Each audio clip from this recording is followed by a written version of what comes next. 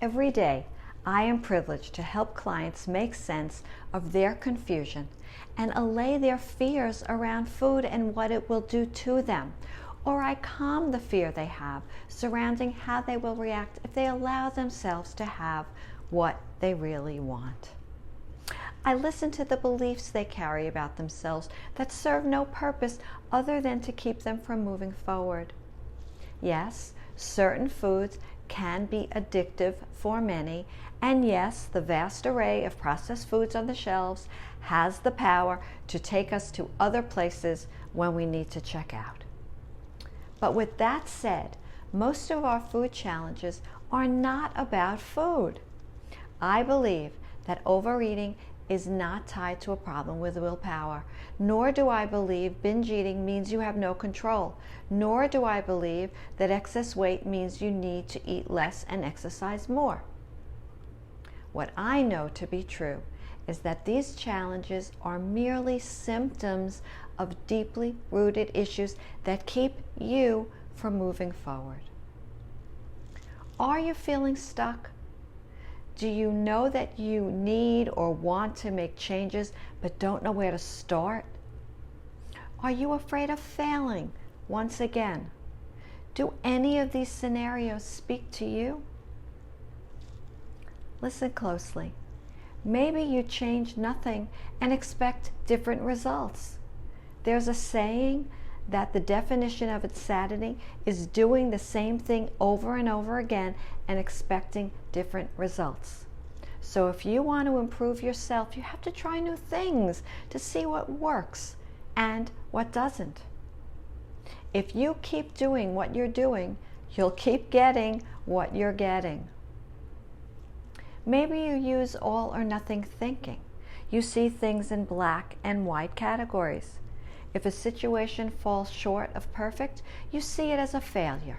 For example, sampling a spoonful of ice cream or a taste of a brownie, you tell yourself, I've blown my diet, and are so upset you finish the quart or the whole box. Maybe you keep waiting and waiting for the right time. You cannot wait for the perfect time. It will never come. If you think this moment feels like the wrong time, think again. It's just the voice of uncertainty. And perhaps you're not planning and focusing. Do you plan your days? Why not plan your meals? Did you wake up today knowing what you wanted to accomplish? You see, if you fail to plan, you plan to fail. Planning doesn't have to be long and tedious. It can just be a 60-second process. Every night, think about 3 small things that you want to accomplish tomorrow and write them down. And when you wake up in the morning, review this list just before you do anything else, and then take the first small step. If you find yourself being lured to do something that's not on that short list of 3 things, bring yourself back and focus. And remember why you made that list in the first place. Maybe you make the regrettable choices of yesterday the focal point of today. Not believing that you can is the biggest lie of them all. If you don't know your own greatness is possible, you won't bother attempting anything great. All too often, we define the regrets and disappointments of the past to be failures when they can be viewed as lessons learned to be honored. So often, we let those beliefs dictate every move we make thereafter. Try taking more time to dig deeper into the exploratory work that will help you grow. Maybe you refuse to take responsibility. You see, not every sorry thing that's happened in your life is your fault, but how you react is your responsibility. The combination of decisions and external factors for which you had no control brought you to where you are in the world today. So negatively blaming someone else or some other past circumstance will change nothing. Positively taking full responsibility for your situation and your path forward can change everything.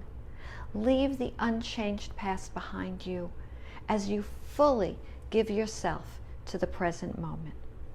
Today brings every possibility you desire. Take responsibility for it and bring these possibilities to life. I know you want things to be perfect.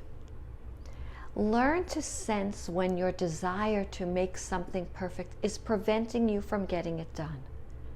Realize that the idea of perfection is not only unachievable, it can destroy your otherwise productive mindset. It will keep you running in place, feeling insane for your entire life. If you feel like you're running in place right now, take a break and reflect.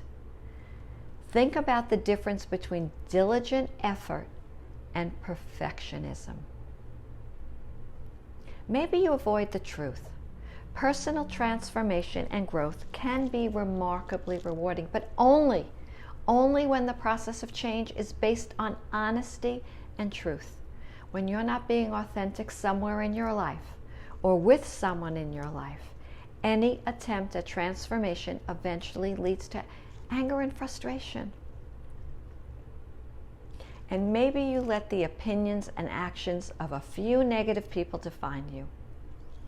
It's true, there will inevitably be a few people in your life who will be critical or even envious of you, regardless of what you do or how well you do it. If you succeed in your goals, they may make efforts to sabotage your choices. When you're embarking on something that is important to you, stand in your value instead of listening to the few critics that try to bring you down. Surround yourself with people who are willing to support your efforts and lovingly acknowledge your achievements.